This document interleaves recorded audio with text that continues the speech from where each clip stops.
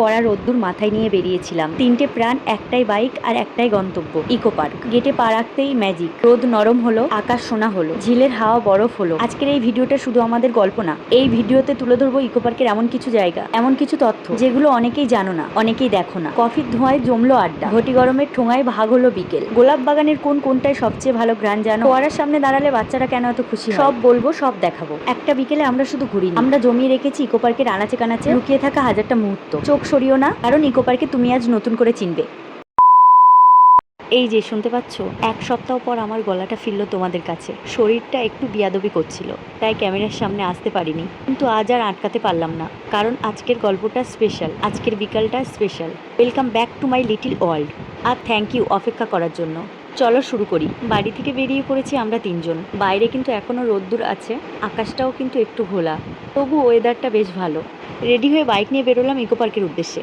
রাস্তার হাওয়া গায়ে লাগছে, আর ভাবছি আজকের বিকালটাই অবশ্যই খুব সুন্দরভাবে কাটাবো। তোফাকে আজ গর্জিয়াস পার্পল কালারের ফ্রক পরিয়েছি, সাথে ম্যাচিং হেয়ার ব্যান্ড। ওয়েদারটা বেশ গরম, ওর একটু অসুবিধা হচ্ছে বোধহয়। পার্কে ঢোকার আগে একটা খাবারের দোকান থেকে টুকটাক কিছু খাবার কিনে নিচ্ছি। ভিতরে তো পাবোই, তাও তোফার জন্য নিয়ে রাখছি যদি কান্নাকাটি করে এর মধ্যে। আমরা এখন ইকো পার্কে 2 নম্বর গেটে পৌঁছে গেছি।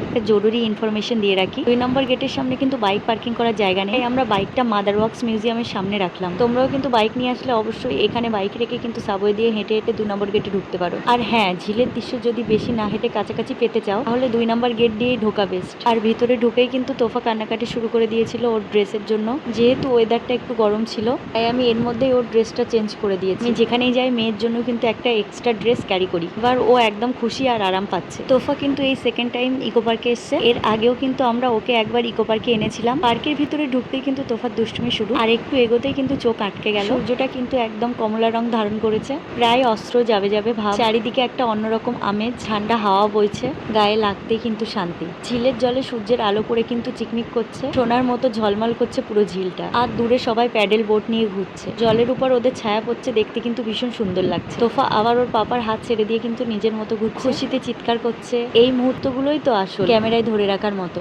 যাক, ওরা ওদের মতো খেলা করুক, সেই অধিকার ওদের আছে। এর ফাঁকে আমি কিছু ইনফরমেশন দিয়ে দিই। ইকো ট্যুরিজম পার্ক, যার আর এক নাম প্রকৃতি তীর্থ, নিউ টাউন কলকাতায় 480 একর জায়গা জুড়ে ভারতের সবচেয়ে বড় আরবান পার্কগুলোর একটা। এর মধ্যে 104 একর জুড়ে শুধুই ঝিল। এই পার্কটি চালু হয় 2012 সালে 29শে ডিসেম্বর, আর বারটি ছিল শনিবার। পশ্চিমবঙ্গের মুখ্যমন্ত্রী মমতা ব্যানার্জি নিজে ইকো পার্কের উদ্বোধন করেন। এই পার্কটির কনসেপ্ট তারই ছিল। জুলাই 2011-তে তিনি এই প্রজেক্টের ঘোষণা দেন। তবে এই পার্কটি 1 জানুয়ারি 2013 সাল থেকে সাধারণ মানুষের জন্য খুলে দেওয়া হয়। ইকোলজিক্যাল জোন, থিম গার্ডেন আর ওপেন স্পেস, এই 3 ভাগে ভাগ করা। পরিবার, বন্ধু এবং কাপল সবার জন্য একদিনের পারফেক্ট ডেস্টিনেশন। সোমবার পার্কটি বন্ধ থাকে, এই দিনটা অবশ্যই মনে রাখবে। পার্কের এন্ট্রি ফি 30 টাকা।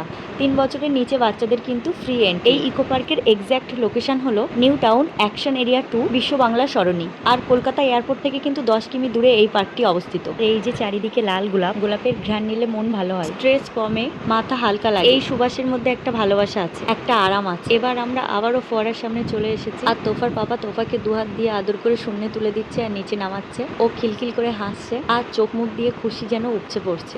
আর একটু এগিয়ে যেতেই দেখলাম ফোয়ারার সামনে দাঁড়াতেই হালকা হাওয়াতে ফোয়ারার জলের ছিটে এসে গায়ে লাগছে, আর সেটা কিন্তু অনেকেই উপভোগ করছে দাঁড়িয়ে। ঠান্ডা নরম ফোঁটাগুলো মুখে হাতে পড়ছে, একদম যেন বৃষ্টির ছোঁয়া। গরমের মধ্যে এই ছিটেগুলো শরীর জুড়িয়ে দিচ্ছে, মনটাও সাথে ফ্রেশ হয়ে যাচ্ছে। এরপর আমরা আবারও হাঁটতে হাঁটতে কিন্তু ঝিলের ধারে চলে যাই, কারণ আমাদের মেন উদ্দেশ্য ছিল কিন্তু ঝিলের ধারে বসে ঠান্ডা হাওয়া খেতে খেতে চা বা কফি খাওয়া। এবার ইকো পার্কে কিছু অজানা তথ্য শেয়ার করি, যেগুলো অনেকেই কিন্তু জানে না। 1, বেঙ্গল ভিলেজ, বাংলা গ্রামের থিমে বানানো আলাদা জোন আছে। ঘর, পুকুর, গ্রাম্য কালচার, এখানেও আলাদা 30 টাকা টিকিট লাগে। বেশিরভাগ লোক 7 ওয়ান্ডার্স দেখে কিন্তু ফিরে যায়, এটা কিন্তু মিস করে। 2 নম্বর গেট সংখ্যা। ইকো পার্কে টোটাল 8টি গেট আছে। এই 8টি গেটের 8টি কাজ আছে। আগেও বলেছি 2 নম্বর গেট ঝিলের সবচেয়ে কাছে। এবার 3 নম্বর, পার্কের আসল নাম। ইকো পার্কের অফিসিয়াল নাম প্রকৃতি তীর্থ। মমতা ব্যানার্জি উদ্বোধনের দিন এই নামটি দেন। 4 নম্বর, ফ্লোটিং মিউজিক্যাল ফাউন্টেন। ঝিলের মাঝে ভাসমান ফাউন্টেন আছে। রাতের বেলা লাইট মিউজিক শো হয়, দিনের বেলা বোঝাই যায় না। 5 নম্বর, বাটারফ্লাই গার্ডেন। আলাদা একটা গার্ডেন আছে যেখানে শুধু প্রজাপতি। সকালবেলা গেলে শত শত প্রজাপতি দেখতে পাবে। এখানে কিন্তু প্রবেশ মূল্য ফ্রি।